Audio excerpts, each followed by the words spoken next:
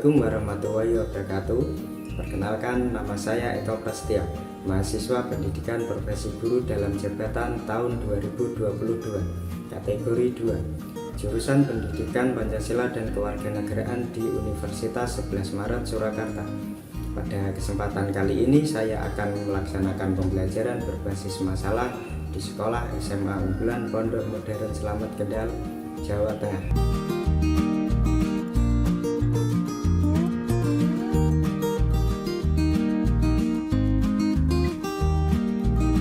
Assalamualaikum warahmatullahi wabarakatuh.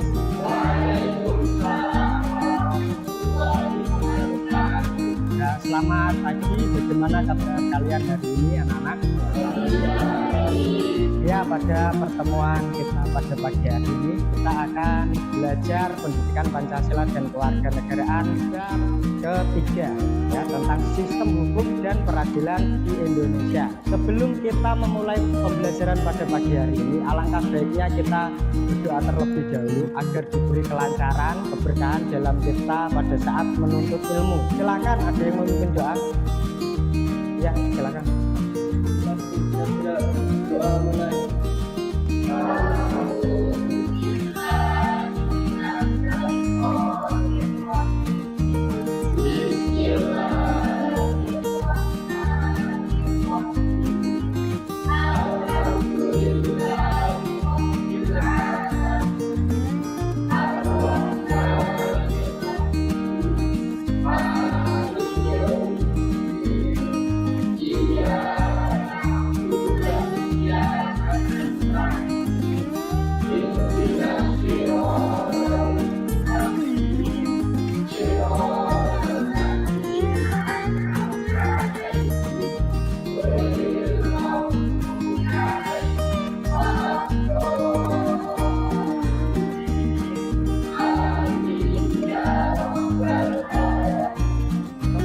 Sebelum kita lanjut kepada materi pembelajaran, saya cek kehadiran kalian terlebih dahulu. Yang pertama, Ahmad Wildan, Abdul Firman, Adelia Jessica, Ahmad Nazril Ilham, Angga Dwi Saputra. Pada kesempatan kali ini saya akan menjelaskan tentang sistem hukum dan peradilan di Indonesia pada bab 3. Pertemuan kita pagi hari ini kita akan membahas tentang sistem hukum di Indonesia.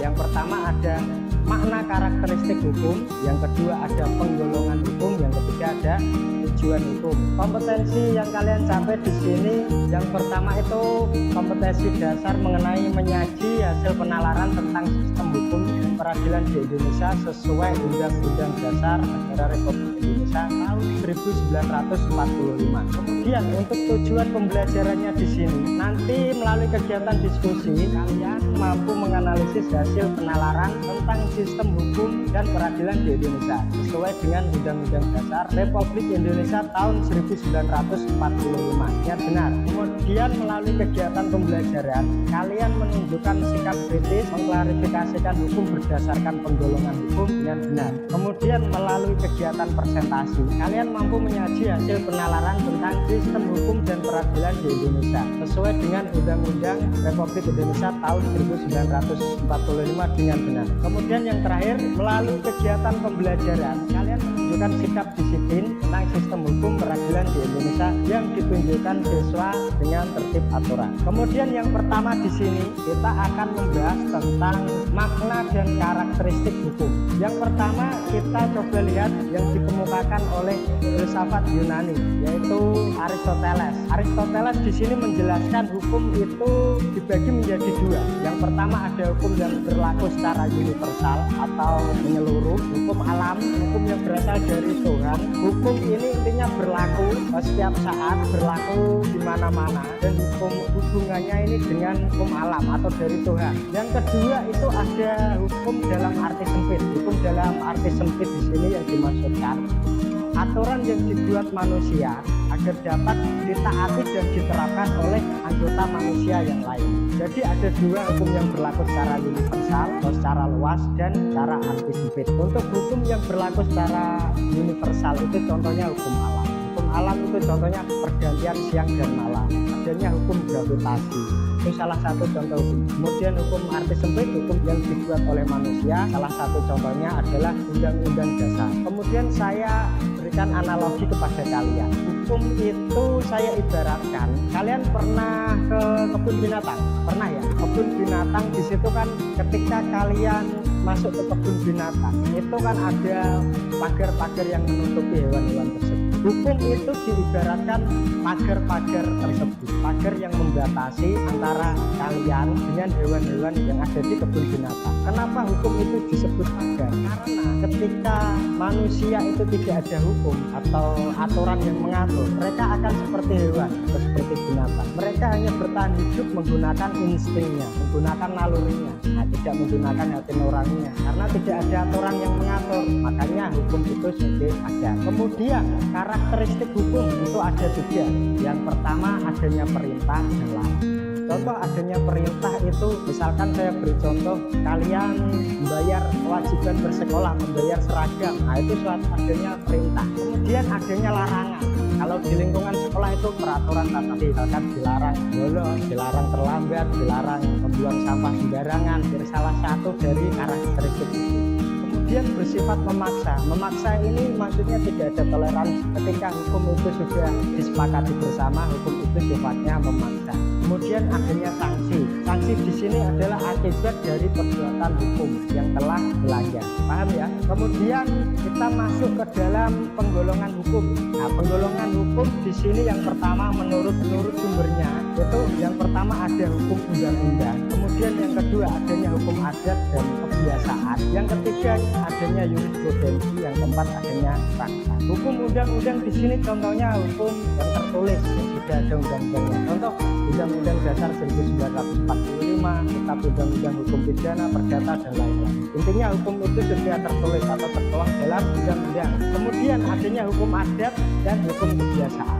Hukum adat ini biasanya cenderung tidak tertulis atau tradisi, peninggalan leluhur, adat istiadat. Kemudian kebiasaan yang dilakukan setiap hari. Kemudian yang ketiga hukum jurisprudensi itu keputusan hakim terdahulu yang dijadikan pedoman untuk putusan perkara peradilan berikutnya. Paham ya untuk jurisprudensi ya? Jadi ketika ada suatu perkara dalam hukum dan kasus perkaranya sama terhadap hukum yang sebelumnya, bisa diambilkan keputusan dari hakim sebelumnya. Itu dinamakan hukum secara jurisprudensi. Kemudian hukum traktat. Hukum traktat di sini ada dua, bilateral dan multilateral. Bilateral di sini hukum traktat itu perjanjian antara dua negara atau lebih. Yang pertama ada bilateral, itu hubungan perjanjian antara dua negara. Kemudian yang multilateral itu hubungan perjanjian antara berbagai negara, dua negara atau lebih. Itu yang multilateral.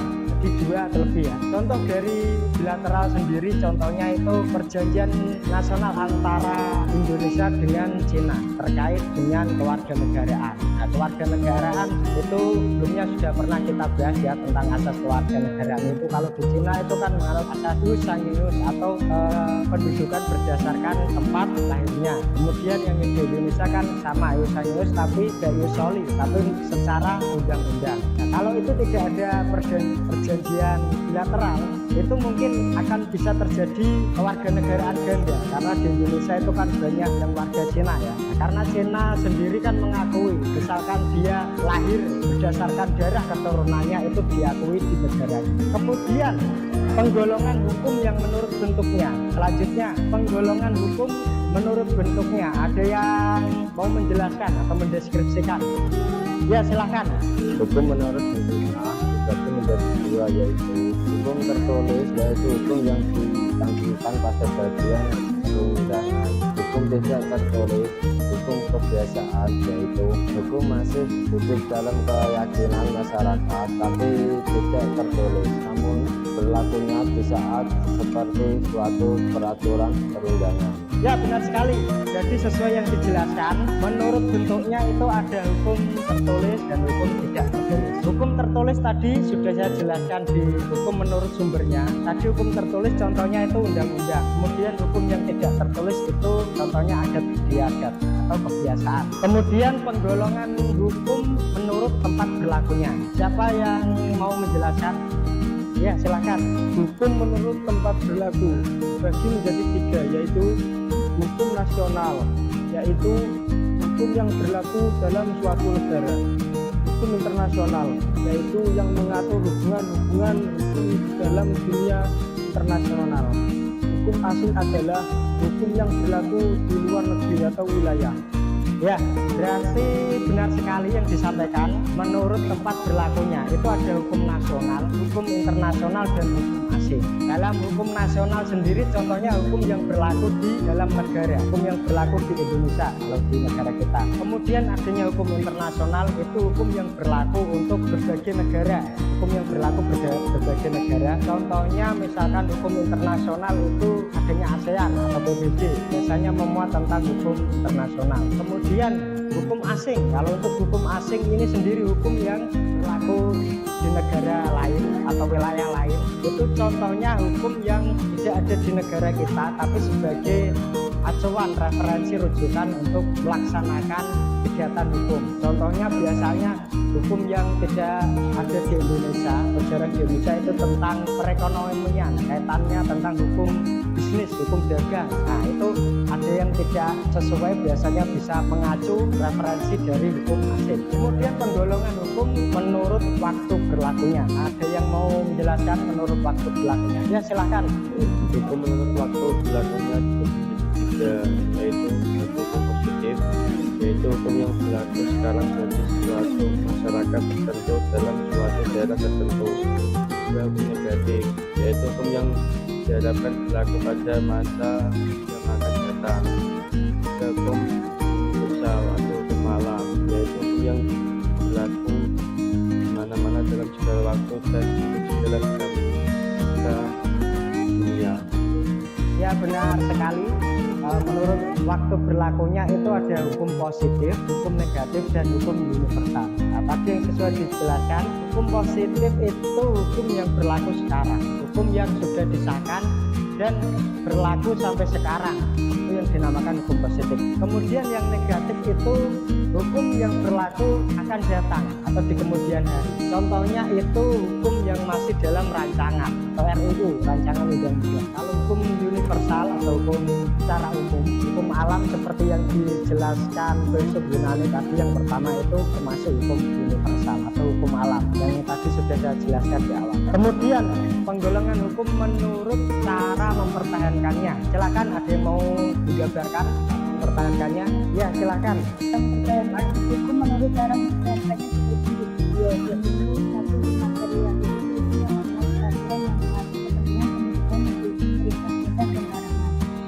hukum formal, yaitu hukum yang membuat peraturan yang mengatur bagaimana cara melaksanakan hukum materi. Yang pertama ada hukum material, kemudian ada hukum formal. Nah, seperti yang disampaikan tadi, hukum material dan hukum formal. Hukum material itu saya berikan contohnya, itu misalkan ada hukum kitab undang-undang hukum pidana, itu sebagai hukum materialnya. Hukum materialnya yang mengatur tentang misalkan dalam perkara pidana itu kan ada hukum dilarang mencuri, hukum dilarang membunuh, hukum dilarang korupsi dan lain-lain. Itu semuanya diatur dalam hukum KUH pidana sesuai pasal yang berlaku. Misalkan kalian mencuri, sanksinya apa, dendanya apa, hukumnya apa, itu diatur di dalam hukum material. Kalau untuk hukum formalnya, ini hukum untuk memproses atau menindak lanjut dari hukum material. Hukum formalnya di sini kita artikan sebagai hukum tata cara untuk mempertahankannya. Contohnya itu kalau tadi hukum material itu KUHP, kalau di hukum formal itu kitabnya namanya hukum acara pidana. Nah, jadi hukum acara pidana itu mengatur tata cara proses peradilan maupun tuntutan penyidikan dan lain-lain. Itu diatur di dalam hukum formal. Tapi kalau hukum materialnya itu kan mengatur tentang ancaman-ancaman hukumannya, kemudian aturan-aturan tidak boleh menipu, tidak boleh mencuri dan lain-lain. Kemudian penggolongan hukum menurut sifatnya. Ada yang mau menjelaskan? Ya silakan. Jika menurut sifat hukum yaitu hukum yang memaksa. Hukum yang memaksa yaitu hukum yang dalam keadaan bagaimanapun mempunyai paksaan mutlak. Selanjutnya hukum yang mengatur. Hukum yang mengatur yaitu hukum yang dapat dikesampingkan apabila pihak-pihak yang bersangkutan telah membuat peraturan Ya, terima kasih. Seperti itu tadi ya. Menurut sifatnya itu hukum memaksa dan mengatur. Hukum memaksa di sini kalau saya kaitkan dalam hukum pidana. Hukum pidana itu misalkan kalian sudah melakukan perkara hukum terkait hukum pidana, itu kalian dipaksa untuk mempertanggungjawabkannya. Ya, itu untuk hukum yang sifatnya itu memaksa ketika kalian melanggar. Kemudian hukum yang sifatnya itu mengatur atau melengkapi. Hukum yang mengatur atau melengkapi di sini contoh suatu perdamaian atau kesepakatan. Kalau hukum yang memaksa, misalkan kalian mencuri atau membunuh, diproses secara hukum, kalian tidak bisa damai seperti itu. Harus diproses secara hukum, itu sifatnya memaksa. Tapi kalau hukum yang mengatur, yang melengkapi, itu misalkan perjanjian kesepakatan, kemudian perceraian, itu kalian bisa damai. Perceraian itu misalkan sudah menggugat cerai, itu masih bisa dimungkinkan untuk damai. Itu yang hukum yang mengatur atau melengkapi. Atau misalkan adanya hukum tentang perkara pidana, hutang piutang, itu yang mewakili tidak harus orang yang bersangkutan, mungkin bisa kuasa hukumnya atau yang lain.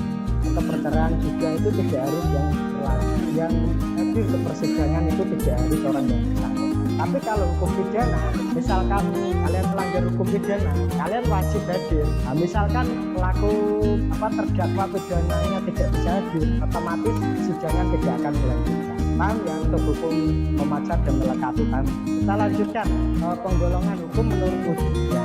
Ini hukum secara objektif dan subjektif. Kalau hukum objektif itu contohnya seperti tadi, ada KUHP, undang-undang dasar, kemudian adanya KUH perdata, hukum dagang dan lain-lain. Itu secara objektif. Terus bedanya dengan hukum subjektif itu apa? Kalau hukum subjektif ini contohnya hak asasi manusia. Jadi hukum subjektif di sini artinya itu perwujudan dari pelanggaran hukum subjektif. Ketika hukum objektif ini dilanggar, otomatis hukum subjektifnya terlanggar. Nah, jadi hukum subjektif di sini itu akibat dari pelanggaran hukum objektif. Contoh misalkan di dalam hukum pidana itu ada peraturan tentang dilarang membunuh. Ketika ada suatu pembunuhan itu kan melanggar HAM. Nah, itu termasuk hukum subjektif. Ketika hukum objektif itu dilanggar, otomatis berakibat terhadap hukum subjektif. Kita lanjut berikutnya ya. Kemudian menurut pribadi yang mengaturnya. Nah, menurut pribadi yang mengaturnya ini biasanya hukum tentang perjanjian ya. Hukum satu golongan itu misalkan saya beri contoh kelas ini membuat ADART, peraturan yang berlaku untuk kelas 11A contohnya, yaitu hukum itu berlaku untuk kelas ini saja. Kemudian hukum yang untuk seluruh golongan ya hukum yang berlaku untuk seluruhnya golongan, misalkan hukum publik lah berlaku untuk semua golongan, contohnya ya hukum nasional. Kemudian hukum antar golongan. Kalau hukum antar golongan ini hukum yang biasanya adanya kerjasama atau perjanjian, jadi antara golongan A dan golongan B. Untuk pribadi yang mengaturnya sudah paham ya. Kemudian menurut isi masalah yang diaturnya ada hukum publik dan hukum privat. Seperti yang dijelaskan tadi, hukum publik itu yang hukum secara umum, berlaku secara umum. Kalau hukum privat itu biasanya yang mengatur tentang pribadi atau perorangan antara orang satu dengan orang yang lain. Kalau hukum secara publik itu umum, aturannya seperti ini, misalkan mencuri hukumannya sekian tahun, itu ya berlaku untuk semuanya. Kemudian hukum privat itu tadi sudah saya jelaskan antara perorangan satu dengan perorangan yang lain. Itu yang mengatur tentang pribadi, bisa tentang warisan juga termasuk, perceraian juga termasuk, perjanjian, kesepakatan itu semuanya termasuk dalam hukum privat. Kemudian tujuan hukumnya di sini ada tiga. Yang pertama, mendatangkan tata damai dalam masyarakat. Nah, cara regulasi, cara aturan. Kemudian mewujudkan keadilan dari segi keadilan, dari nilai-nilai keadilan. Nanti sila kelima ya. Kemudian menjaga supaya manusia diperlakukan sebagai manusia. Nah, ini sebagai manusia atau sebagai manusia yang memiliki hak asasi. Kemudian di sini nanti saya akan bagikan LKPD untuk kalian. Nanti silakan kalian cari suatu kasus permasalahan di tiap-tiap daerah kalian. Kaitannya dengan materi pembelajaran di sini, silakan kalian cari kasus tentang hukum yang ada di daerah kalian ataupun daerah yang lain yang hukum itu kaitannya dengan sistem dan peradilan di Indonesia itu, hukum itu terlihat menyimpang tapi masih berlaku sampai sekarang.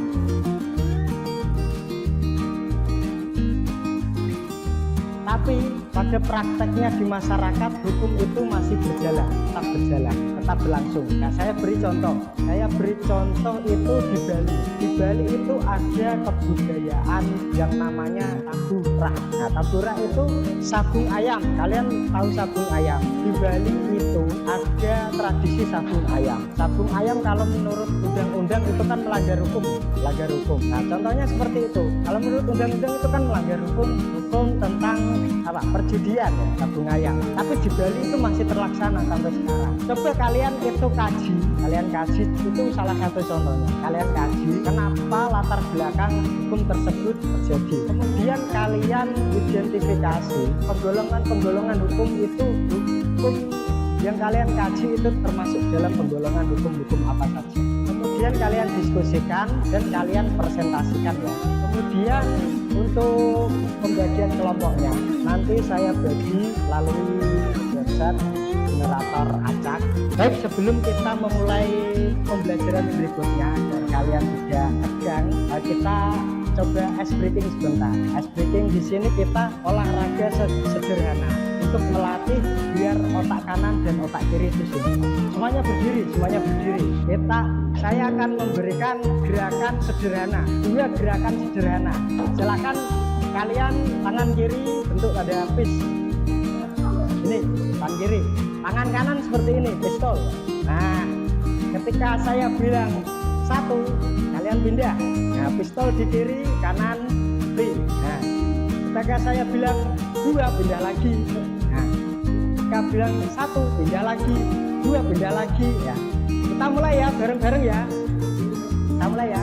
1, 2, 3, 4, 5, 6, 7, 8, 9, 10, 11, 12, 13, 14. Ayo. Ya, baik, untuk yang berikutnya ada 1 gerakan lagi. Ini untuk melatih perkembangan otak kanan dan otak kiri. Kalau kalian sering melatih ini, insya Allah nanti kinerja otak kanan dan otak kiri kalian bisa seimbang, walaupun hanya sedikit. Nanti kalau dilatih terus. Yang pertama, tangan kalian seperti ini. Yang kanan kalian putar ke depan. Stop. Yang kiri putar ke belakang. Kemudian ketika saya mulai, putar bareng ya. Kanan ke depan, kiri ke belakang. Tapi diputar bareng ya. Nah, saya kasih aba-aba ya. 1, 2, 3.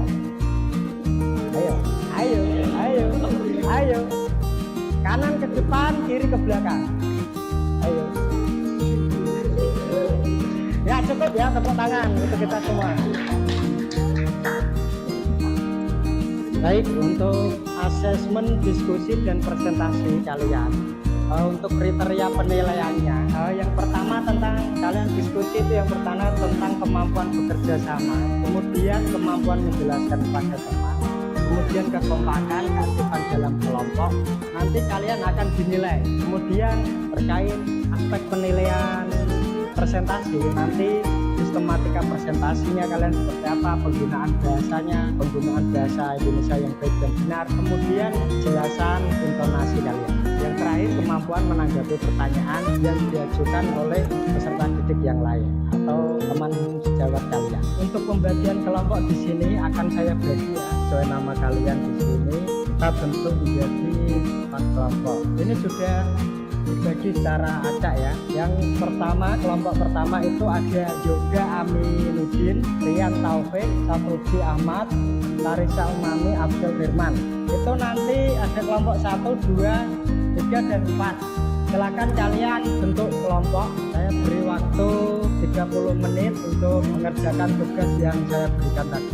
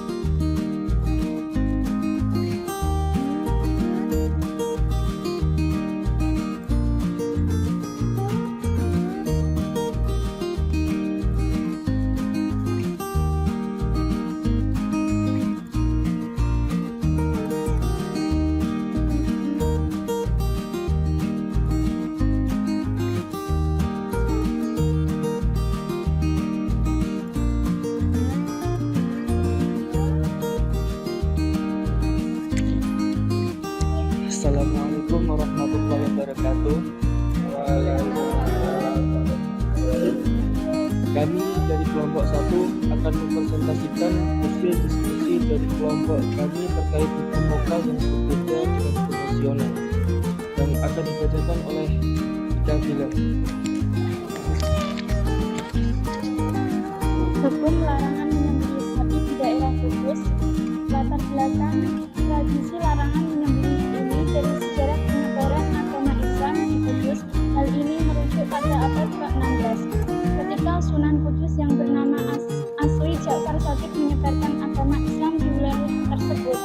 Sunan Kudus mencoba menarik simpati masyarakat dengan cara melarang atau mengimbau kepada para pengikutnya agar tidak menyembelih sapi. Hal ini karena sapi merupakan hewan yang disucikan oleh umat Hindu. Selain itu, Kudus juga sudah dikenal sebagai daerah pusat agama Hindu. Pada saat itu, kemudian tradisi itu masih dijaga masyarakat Kudus sampai sekarang. Penggolongan hukum. Hukum menurut sumbernya, termasuk hukum adat dan hukum kebiasaan. Hukum menurut bentuknya, termasuk hukum tidak tertulis. Hukum menurut tempat berlakunya, termasuk hukum lokal atau daerah tertentu. Hukum menurut waktu berlakunya, termasuk hukum positif atau hukum yang berlaku sekarang. Sekian dari kami. Atas kekurangan kata dan kesalahan kata kami ucapkan mohon maaf. Wabillahi taufiq wal hidayah. Wassalamualaikum warahmatullahi wabarakatuh. Baik, berikan tepuk tangan untuk kelompok 1. Ya, luar biasa ya presentasinya tadi terkait hukum yang ada di wilayah dekat kita. Itu contohnya tadi ada hukum larang penyembelihan sapi ya di Kudus ya. Itu kan kita kaitkan dengan pembelajaran kita pada pagi hari ini sebagai wujud kearifan lokal kita. Wujud kearifan lokal kita sesuai dengan semboyan kita Bhinneka Tunggal Ika, walaupun berbeda-beda tetap satu. Itu kaitannya dengan sistem hukum di Indonesia. Itu walaupun kita itu masih menganut hukum, tapi kita juga tidak melupakan budaya. Itu kan budaya kita itu juga salah satu peninggalan dari leluhur kita. Suatu bangsa yang besar itu adalah bangsa yang tidak lupakan jasa para pahlawan. Begitu pula leluhur kita, pahlawan-pahlawan kita yang mewariskan budaya-budaya tersebut. Kita harus mampu menjaganya sampai sekarang. Untuk kesimpulannya pada pembelajaran pagi hari ini sudah luar biasa ya refleksinya. Kalian di sini mampu mencari suatu kasus yang ada di lingkungan sekitar kita, khususnya di daerah Jawa Tengah. Kemudian untuk kelompok 1 juga sudah luar biasa presentasinya. Silakan untuk kelompok 1 bisa kembali ke tempat. Untuk pembelajaran kita pada pagi hari ini saya kira sudah cukup ya, agar kita diberi keberkahan, manfaatan ilmu nanti ketika kita di masyarakat bisa kita terapkan sistem hukum dan peradilan Indonesia. Sebelum mengakhiri pembelajaran pada pagi hari ini, silahkan salah satu memimpin doa. Doa mulai.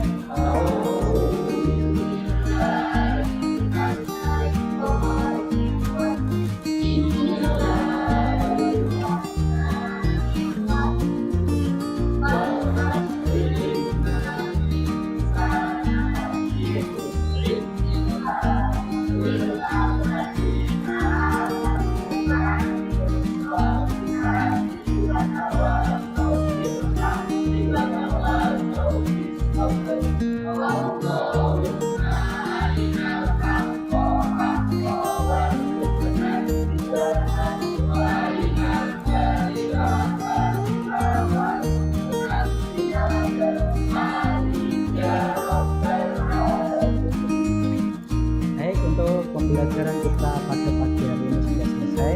Saya akhiri. Wabillahi taufiq wal hidayah. Wassalamualaikum warahmatullahi wabarakatuh.